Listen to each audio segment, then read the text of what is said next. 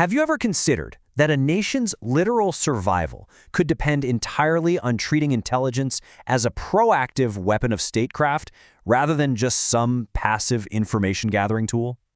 This document completely shifts the perspective on the birth of modern espionage. Welcome to Strategic Labs. Like and subscribe for more strategic insights. All right, let's jump right in. Today we're covering the existential crucible. Disruption 1, integrated mandate. Disruption 2, preemptive covert action. Disruption 3, diaspora intelligence. And finally, proof of concept, the Eichmann operation.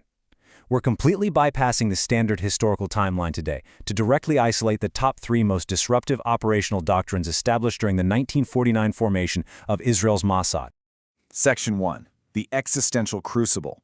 To really grasp this radical shift in doctrine, we've got to first look at the incredibly high-stakes environment of 1948 and 49.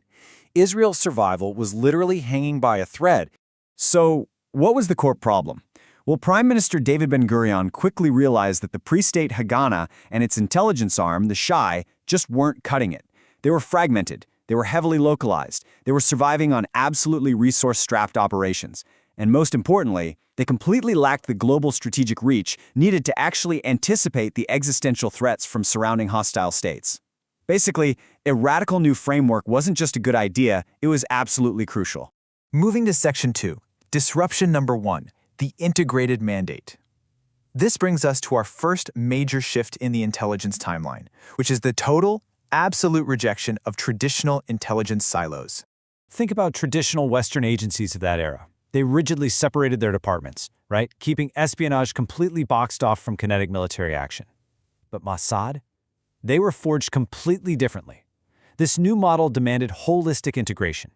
We're talking about combining espionage, counterintelligence, and kinetic covert action all under one autonomous roof. They basically threw geographic boundaries out the window in favor of truly borderless operations.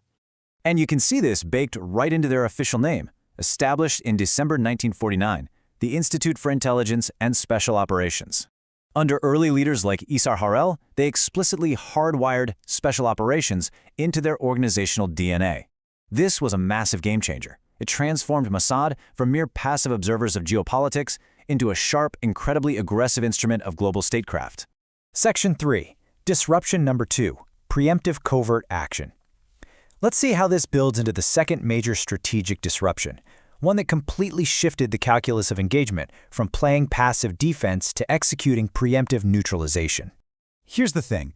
Because Israel lacked conventional strategic depth and was facing constant international arms embargoes, Mossad simply couldn't afford to just sit around and wait for enemies to act. So they embraced a really hard-edged doctrine of preemption. This meant actively tracking and disrupting enemy plans way before they could ever reach Israeli borders. It was a completely offensive posture, born out of sheer geographic and geopolitical vulnerability. In practice, this meant accepting the strategic necessity of operating in moral gray zones. They utilized a whole toolkit of proactive, asymmetric tools. We're talking targeted strikes on key figures, widespread disinformation campaigns, psychological operations, and the physical sabotage of hostile infrastructure. The ultimate goal? To systematically dismantle threats in foreign territories as far from the homeland as possible. All right, Section 4, our third disruption, diaspora intelligence. This innovation brilliantly solved an absolute logistical nightmare for the young state. How exactly do you operate globally when you don't have established diplomatic cover? The answer was diaspora-powered human intelligence, or HUMINT. Mossad leveraged global Jewish communities to build a massive transnational web of informants. And the strategic advantages here are just wild. It gave them immediate logistical footholds all over the world. It gave them deep cultural and linguistic fluency, plus an informal, highly deniable presence in foreign capitals that traditional agencies literally couldn't replicate. It was like having uncredentialed access to closed societies, completely fueled by a highly motivated ideological recruitment base. As we can see, intertwining global HUMINT with a national innovation strategy was a massive disruption. You see, this network didn't just track hostile militaries. It was actively utilized to secure technological advancements and even manipulate diplomatic outcomes right from the shadows. These agents were performing a multifaceted role, heavily intertwining global espionage directly with Israel's national survival. Section 5. Proof of concept. Eichmann. Now, to see how these 3 disruptive doctrines, the integrated mandate, preemption, and diaspora intelligence operated in perfect, devastating unison. We just need to look at the legendary 1960 operation in Argentina.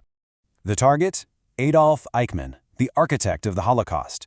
He was hiding under a fabricated identity, presenting Mossad with a mission that demanded crossing sovereign boundaries without a shred of diplomatic clearance. It was the ultimate test of pursuing extraterritorial justice within a highly indifferent or even completely hostile jurisdiction. Check out how these steps map directly back to their new doctrine.